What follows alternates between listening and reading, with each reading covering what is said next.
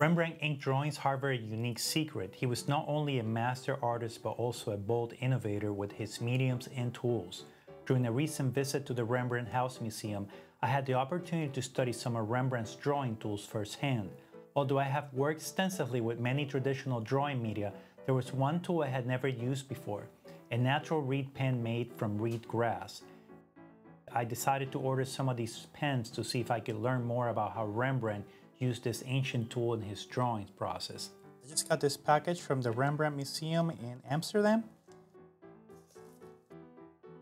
And I'm gonna go ahead and use Bister ink.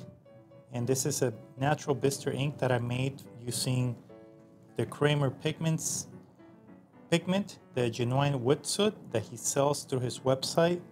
Prepared it with gum arabic, so let's just see what this yields.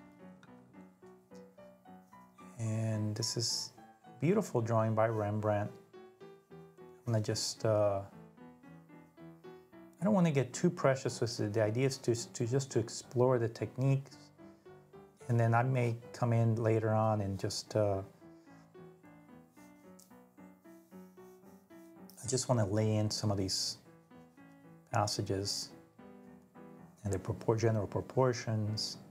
As you can see, I'm already drawing over a surface that's already has a drawing, so it's kind of, you know, just a scratch paper. It's a drawing that it's just meant to explore the technique and just to warm up. So the beauty about ink drawing is just it could be very free. You don't have to, I mean, you're not going to get a perfect copy here. The idea is just to get just an idea of how the master worked with these techniques. So, and you can make corrections later on. So for example, I'm just getting the space.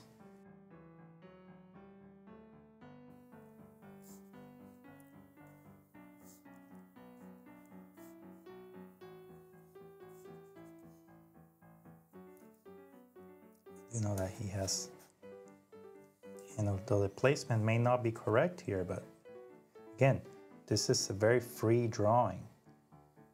You don't want to be measuring, or the idea is just to practice drawing, just free drawing. So, and I'm gonna just lay in some of these portions. And I could revise this later on with my reed pen. But what I want to do now is I've established just a basic lay-in of the proportions and all that. So what I want to do is I want to come in with some washes now. And I want the washes to be about probably half tone. So I'm going to go ahead and use this middle tone here. Okay. Now let's just move this a little bit over so you can see the tones that I'm using.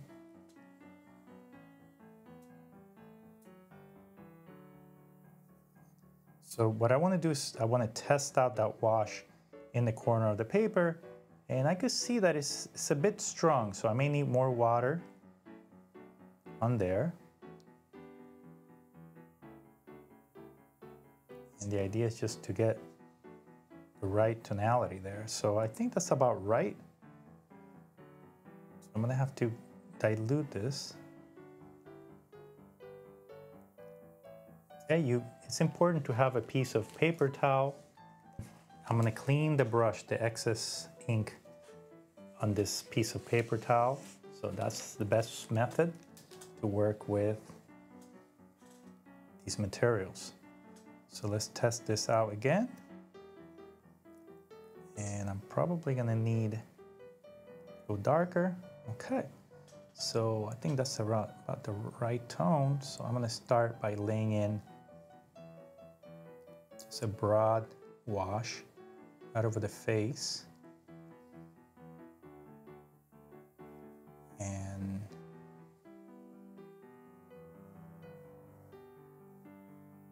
there's some beautiful brush marks back here. You could just see that Rembrandt was just very free with his strokes. I mean, look at it. He's just kind of laying in this kind of with the dry brush.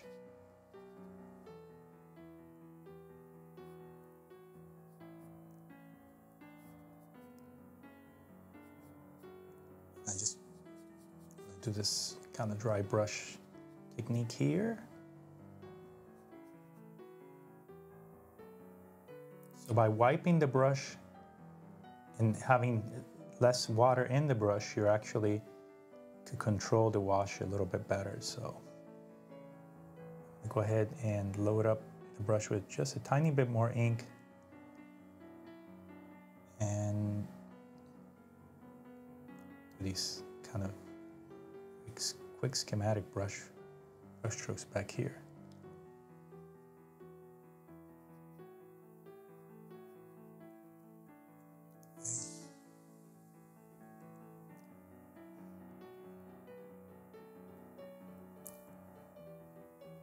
Wipe the brush again.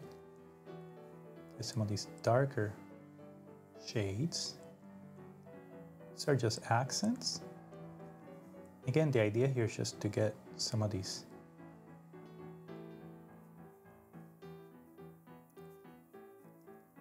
calligraphic lines in here. These are, you could tell these were done with the brush.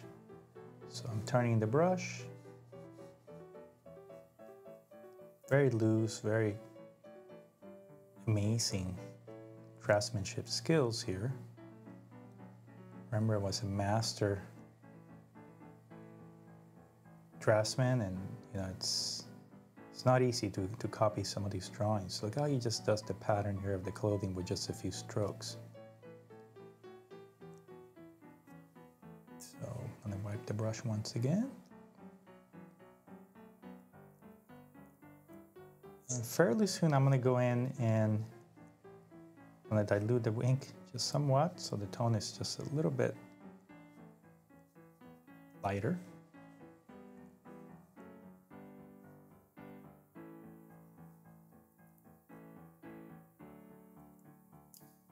I'm going to switch now to my reed pen just to get some of the bolder lines. So I'm going to go in with the pure ink.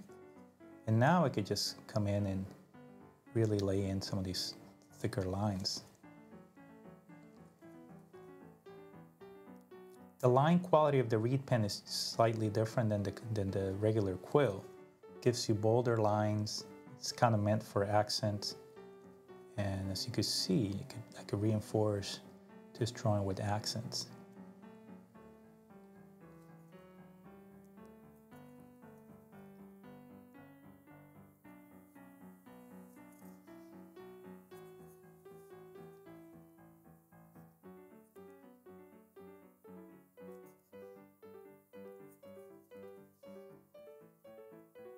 So I'm going to just lay in some of these darker tones here. I really love the calligraphy that he achieves with this tool. This is an amazing tool to get some of the calligraphy. So for example, I could come here and put some of these darks. Same thing here.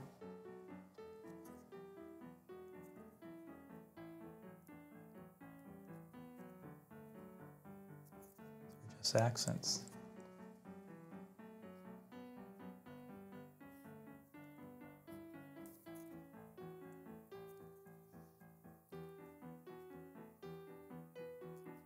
And here in the hand, I'm gonna just,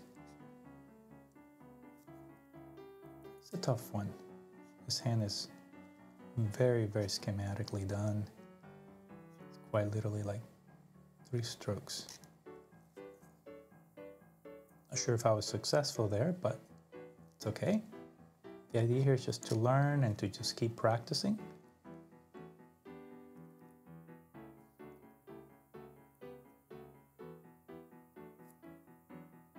And he has some accents here that wrap around the form.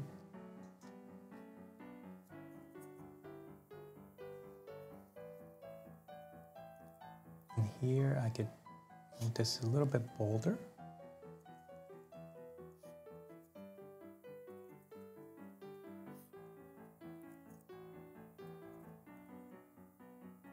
I'm going to switch now to my quill and just do some hatches there.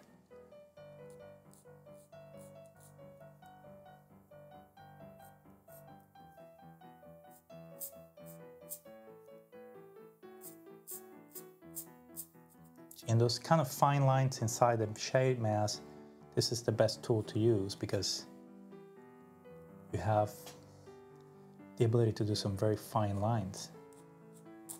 So they're kind of hidden, you know, they're not as apparent as the bold lines of the reed pen.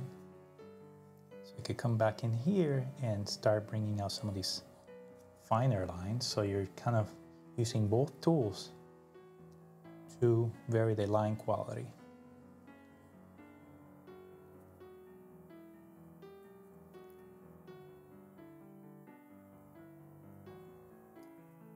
Let's come in here.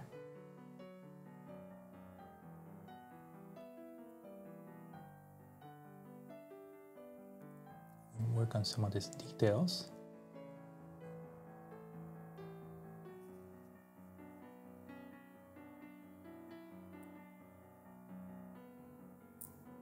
And move this just slightly down.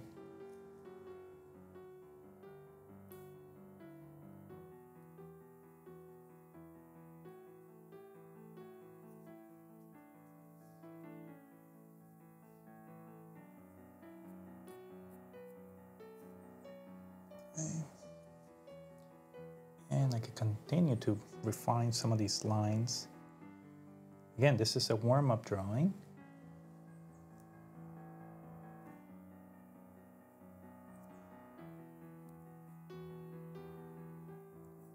There's a lot of little details here. Beautiful lines.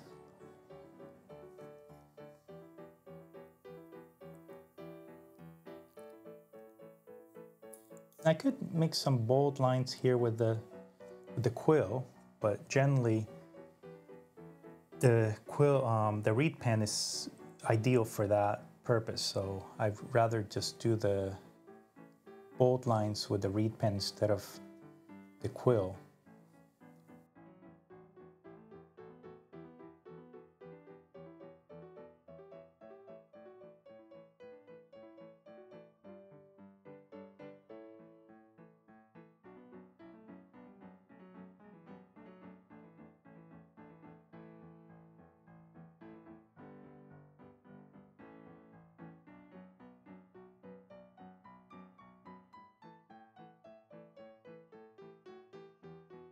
As I worked on these quick exercises, I realized that Rembrandt used the reed pen to add bold, dark accents to his drawings to create a sense of movement and expression in his works. If you enjoyed this video, consider subscribing to my channel to enjoy future videos dedicated to the art of drawing and painting. If you're interested in developing your artistic skills, make sure to visit my school's website at atelierschoolonline.com, where you can learn more about my one-on-one mentorship program.